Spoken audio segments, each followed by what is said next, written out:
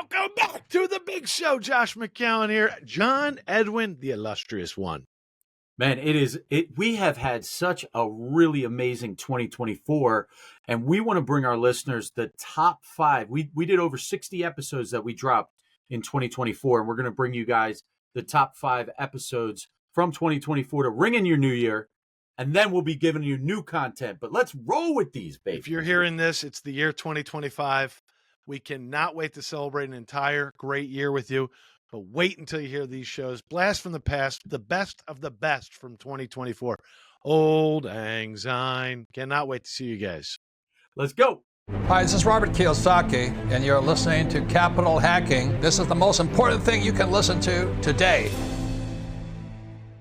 Here's the one. I have a dream. With great power comes great responsibility. I can do this all day. This is it. Don't get scared now. They may take our lives, but they'll never take our freedom. Cinderella's story out of nowhere. It's in the hole. That the only thing we have to fear is fear itself.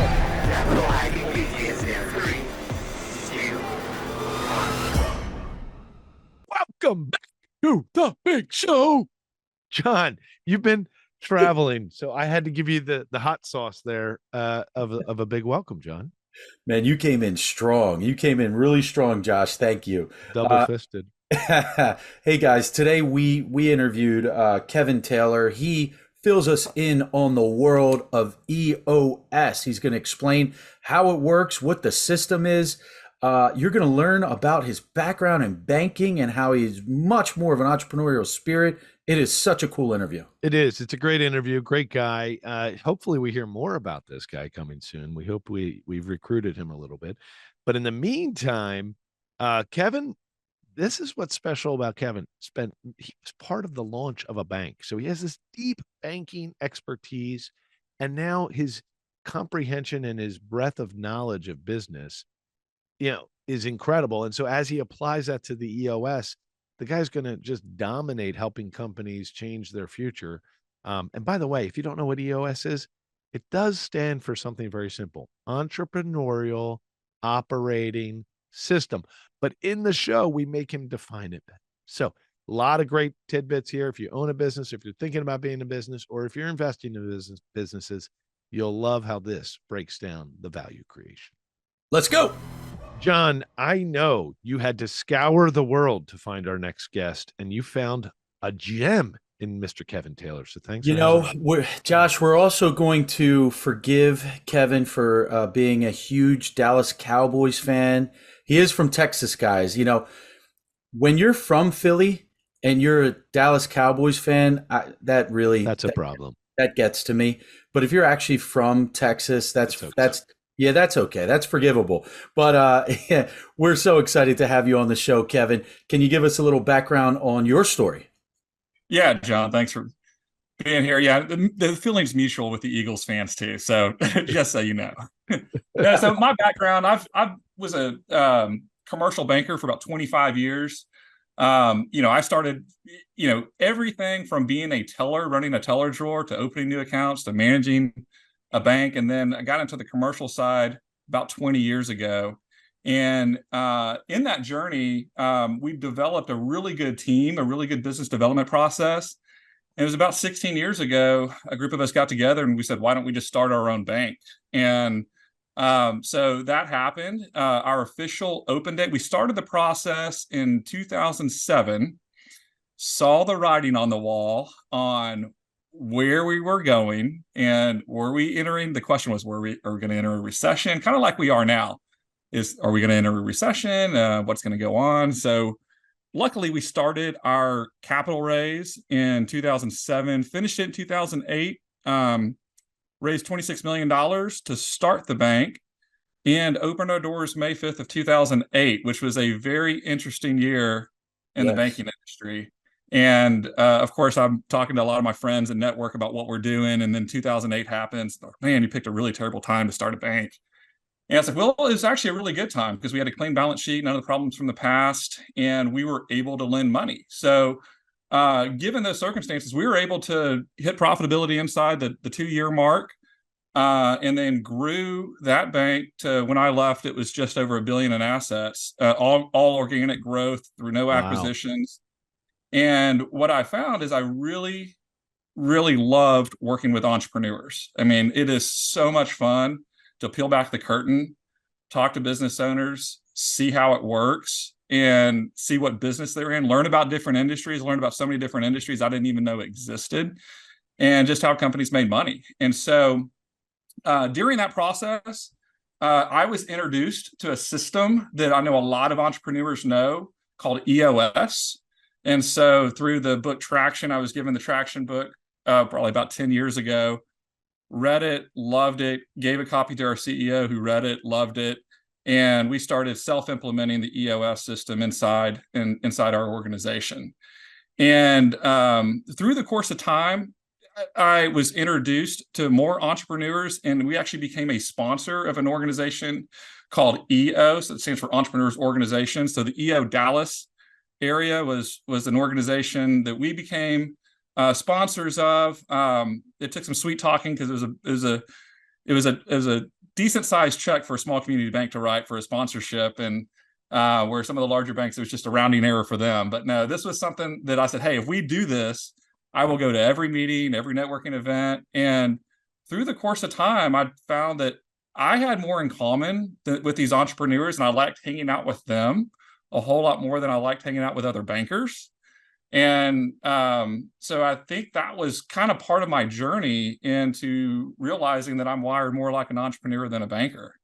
And so after 10 years of referring my banking clients to other EOS implementers and doing that, I've decided to take the entrepreneurial leap and become an EOS implementer myself. So I'm newly minted in this, went through the EOS bootcamp end of August 2023. And so we're a couple of months into that. Got our first client, working on a couple of others too, and, excited about this journey. Wow, congratulations, by the way. And, I know it is not easy to become an EOS implementer, and, the amount of connections that you have, there's no doubt that you're going to be very successful very quickly as an implementer. So you left the banking world to get into the EOS and the implementation?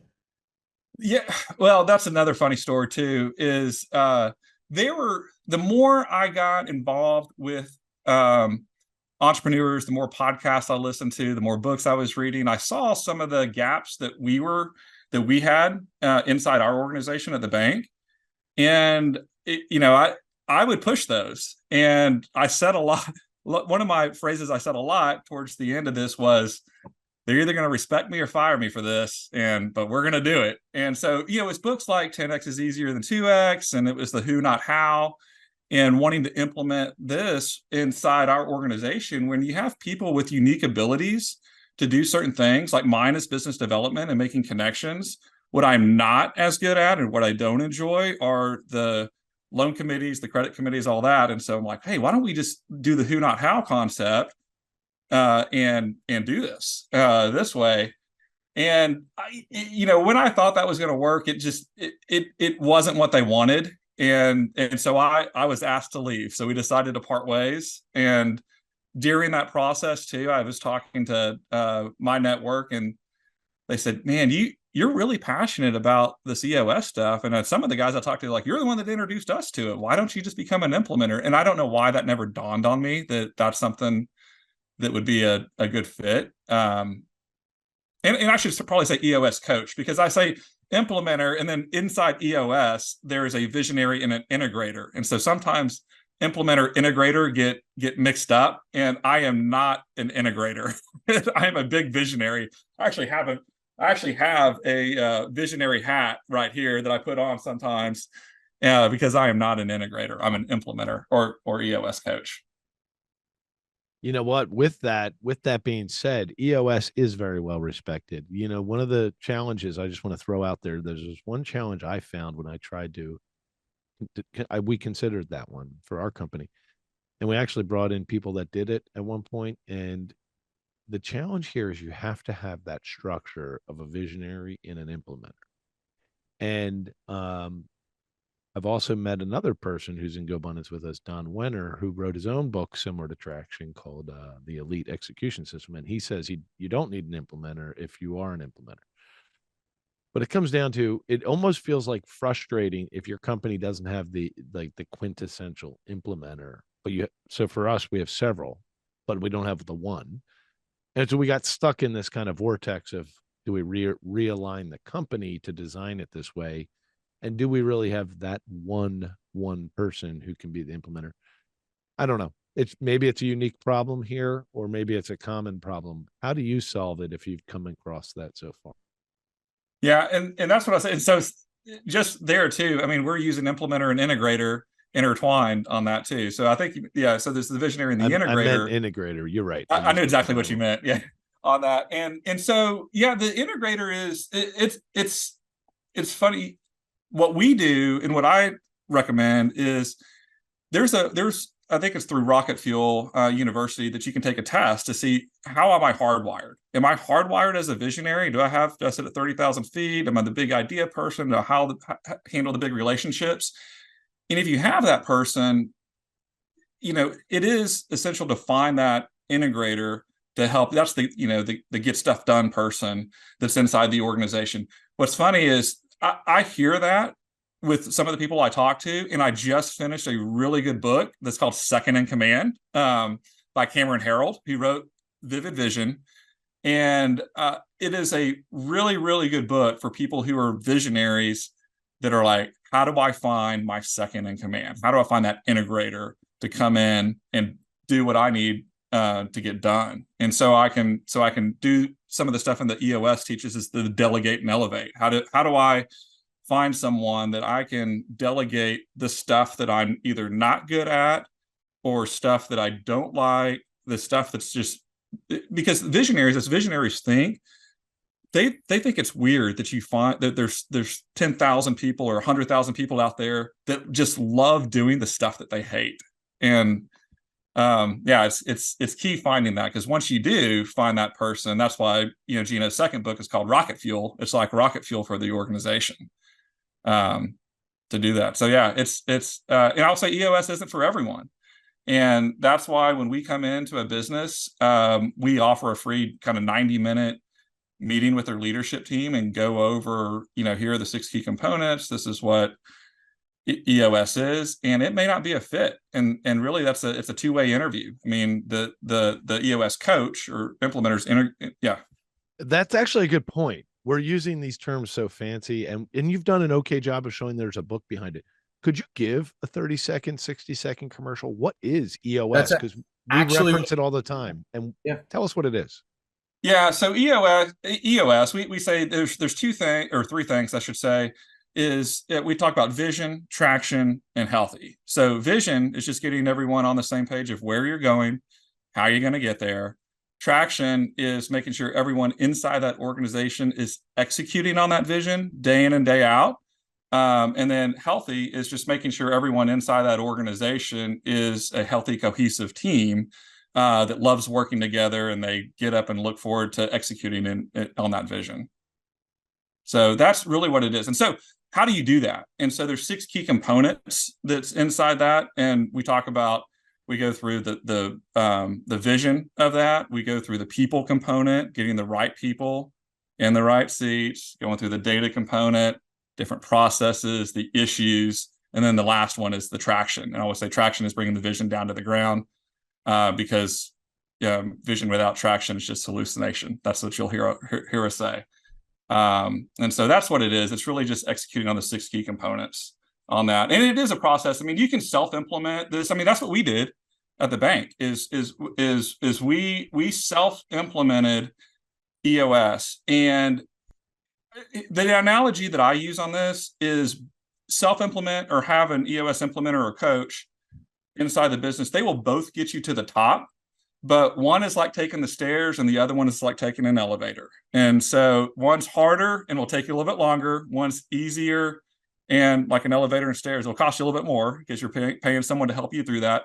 but it's an accountability partner as well. I mean, use the analogy. I know John was a coach, like a physical fitness coach. So it's the same thing. It's the accountability. And John knows a little bit about my health transformation. I mean, I had to hire a coach to help me and hold me accountable. And it was someone that I was paying a bunch of money to. And I'm like, man, if I don't show up and do this every day, why have a coach? And so, so it's a couple of things. It's just someone who's an expert in it. It's someone who's holding you accountable, and then someone you can bounce ideas off of as well.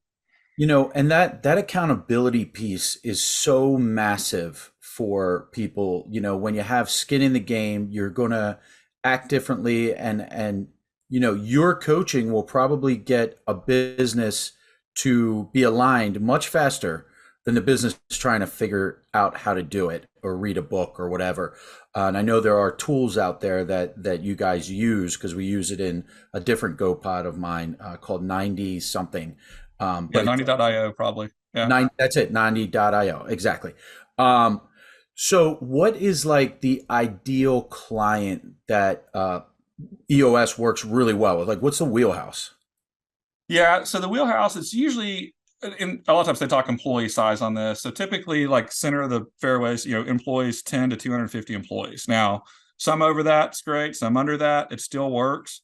But having that leadership team, typically a leadership team can be anywhere from, it could be one person, but ideally it's the 3 to 5 people on a leadership team that's on there. And so when you have someone like in the finance and accounting department, the marketing and the sales and HR department, those 3, and then you typically have a visionary and an integrator that sits on top of that.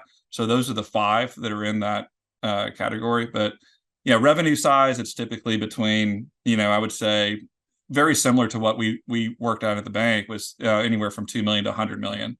Private companies, I mean, I love working with a lot of the blue collar type, like the manufacturing type companies and stuff too, because it's something that they seem to really appreciate, working on systems and things that hold them accountable. And Kevin, what how long does a company usually have an implementer? I'm sure maybe some you work with the whole time, but is there like a average span that you're working with a company? Yeah, typically it's 2 years. So it's 24 months. And the way the process works, because the first 90 days, quite honestly, or 60 to 90 days, is really the foundation of it. And so, after a 90-minute meeting with the leadership team, if it's something that they want to move forward with, well, they engage the coach or the implementer in their organization, and they set up what we call our focus day. And so the focus day, you're going through and you're setting like an accountability chart. Very different from an org chart, but you're setting the accountability chart. You're going through a lot of things. They learn how to run meetings, like we call an L10 meeting. And then you take a 30-day break because there's some homework in between that, some little reading materials and stuff. And then you come back for a vision building day. And there's a lot to cover in vision building day. So it's actually split up in 2 days that are 30 days apart too. So vision building day 1 and a vision building day 2. After those are set, and go through, and they're full days. We always say it's 7 hours, give or take an hour, so 6 to 8 hours. And if you have a large leadership team, and typically say too, anyone over 7 people, just add an hour to that time frame, because it is a lot of information going through one day. But once those 3 days are covered, then you go into full execution mode, where the EOS coach is running the quarterly meetings, and so you're meeting quarterly. And then once a year, you're doing a 2-day annual meeting. So everything's said and done, that's 5 days that you're meeting with the EOS coach. And it typically takes about 2 years going through the process for the company to get it and be able to do it on their own. Now, what happens a lot of times is you get through those 2 years and they're like, we just like you doing our quarterly meetings. Like, can you just keep on doing our quarterly meetings? Or some of them may say, we're okay doing the quarterlies. Can you just come in and do our annual 2 days a year? And that's fine too. I mean, we have EOS implementers that they've had clients for 8 years, for 10 years, for a long time. And it's because they like the accountability and they're running their meetings better than they could. I know Josh is chomping at the bit, and I keep sucking up the questions here. No, I mean, Kevin's done a great job of, now we definitely understand EOS better. and we understand your vision. I'll tell you what, I love the story of your banking background, because I think bankers, because of course we try to solicit banks as all the time. And we actually could use your coaching on this, because there's so many good things about our companies, and we always have to try to articulate it in a way a banker can understand.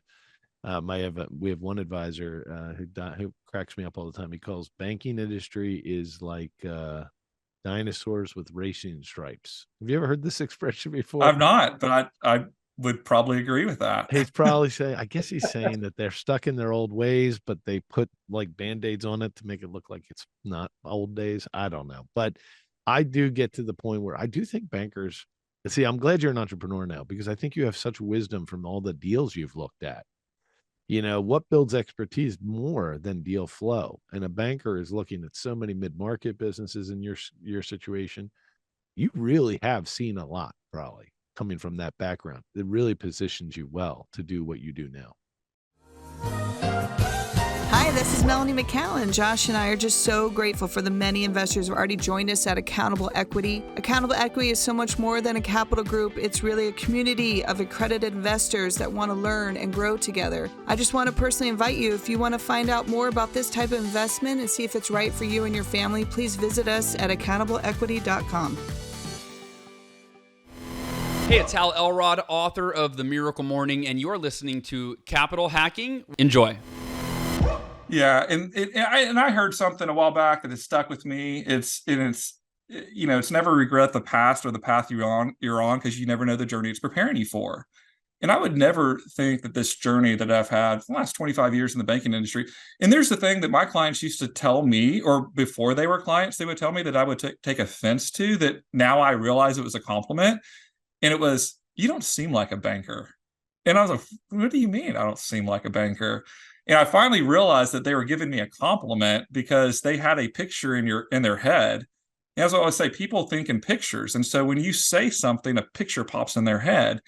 And so I'm sure when I said banker, they're like, oh, old dinosaur with racing stripes or whatever it is. And, stuck in their ways and not. But then after they got to know me and talk to me, that's when they would say, you don't seem like this picture that popped in my head. So with that, were you able to bring that innovation or different perspective to the credit committee? Were you able to use your persuasive powers to convince credit committees to do things they originally said, nah, we don't want to? I would try. And this is where I would say the bumping of heads I talked about and stuff too. And they're either going to respect me or fire me for some of these things. And I would try, but ultimately, even though I was a founder of the bank and we had stuff too, it was not my bank, and so and that's why there is, and it shouldn't be. I mean, there's not one person that can make a decision in loan committee. That's why it's a committee. But yeah, as time went on, the bumping of heads became more, and it was best for both of us, And I'll admit, when it first happened, there was a lot of emotion tied to this. I wasn't upset, but it was more of the emotion to everything, because you've done something that's your identity, right? You've identified as this person or as this job for 25 years, and then you're like, oh, I'm not that person anymore. And but now I've got a new kind of identity, and I still love, and that's my passion, is working with entrepreneurs and helping them run a better business. And in the banking industry, there was really one way I could do that, really, and it was helping them with either the financing or the treasury services, and then referring everything else out on that too. And so now, it's something that I think fits my personality a lot better. Is more of coaching through there. Without a doubt. With Kevin, I'm telling you right now, you've jumped to the top of the list of anybody we can refer for EOS services, because a banker's mindset as an entrepreneur and knowing the code, there's a code to get a bank debt, right? And you know it, and you've seen the yeses, you've seen the nos, you get it. And I think that wisdom that'll show up while you're talking about EOS practices, you say this, I mean, I would love it, right? You'd be like, look, here's how this is going to work better for your business, repeatable revenue, more consistency. And by the way, when you show up to the bank next year, they're going to love that you did this, this, and this. And you'll be speaking from experience. It's incredible. I think it's an incredible position for you to be in. You're going to do great with this as you grow the business. So I appreciate it. Here's a question that has been rolling around in my head, and probably our listeners are thinking about it too. So what is the cost involved with hiring an EOS implementer or coach? Yeah, so it depends on the implementer that you choose. So just think of us like independent contractors. We set our own. I can give you a range on this too, but what I typically tell people is it's typically cheaper than hiring a part-time admin for a yearly cost. So the range in this is anywhere from 30, it's by the session. So it's anywhere between like a $3,500 session to typically, we have some implementers that they've been doing this a very long time. Their cost is $12,000 per session. So let's just say, five. So you multiply that by 5, and that's the annual cost on that. So it's 4,000 times 5 is 20 grand a year.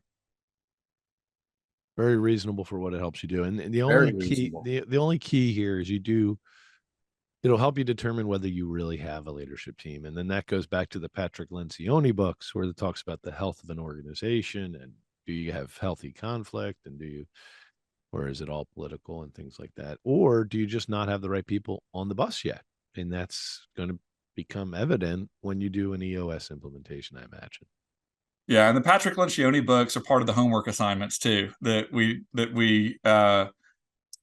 give, and yeah, he has got a lot of great insights on that. So huge fan of Patrick Lencioni. Which one would you say somebody should start with? Because that I'm a big fan too. I think I've read them all, but which one of his books would you say? Oh, they're in my I've got them in the back of my bookcase. I've got to look at them. 5 Dysfunctions, maybe. Yeah, there's I could probably pull them up on my computer. I put you on the spot. Don't worry. Yeah, but he talks a lot about organizational health, and it's the table group. And boy, is he powerful. But the one called the 5 Dysfunctions of a Team, he That's a really good teaches one. in parables, like in a story. So you read the story of it's a drama that he concocted, a parable, but it highlights all the different things that go wrong as you grow a team.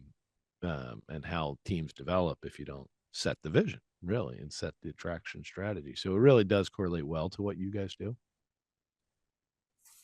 Kevin, what's your goal as far as clientele that you're servicing? For you talking about number wise, or yeah. Yep. Where I think is a healthy number is 20 clients would probably be my max that I would do at any time. And you do the math on that. If I said 5 times, you're meeting 5 times, that's 100 days out of the year for actual meetings. And so if you look at a day for preparation and some other stuff in between that, I feel like 20 is probably a good number. And like I said, if you're adding, say, 10 clients a year on this, and the average is a 2-year stay period, then you're adding 10 a year, right? And so by the time year 2 comes, those other 10 that you started with should have graduated if they chose to. So like I said, sometimes they want you to stay and they want you to continue to run their quarterlies and their annual meetings.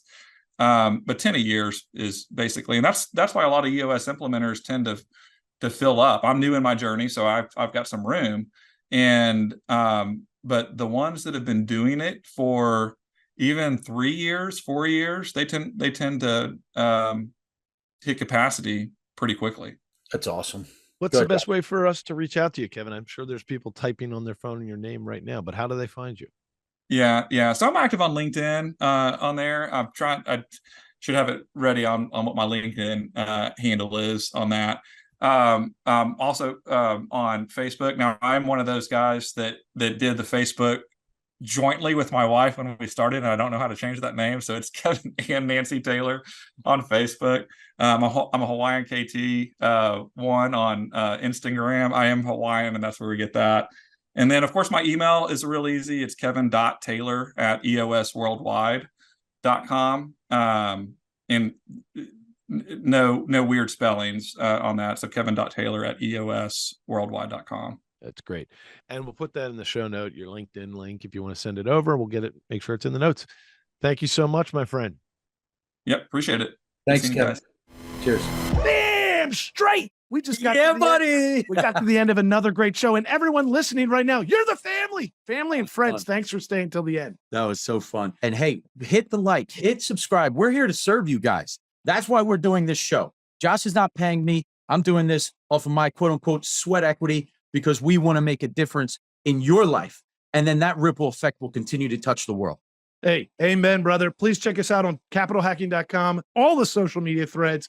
And yes, I know you've probably already sent this episode to one of your best friends. Thank you. We love you. Just go right into your iPhone, hit the plus symbol. We'll talk to you later. See you next week. Share.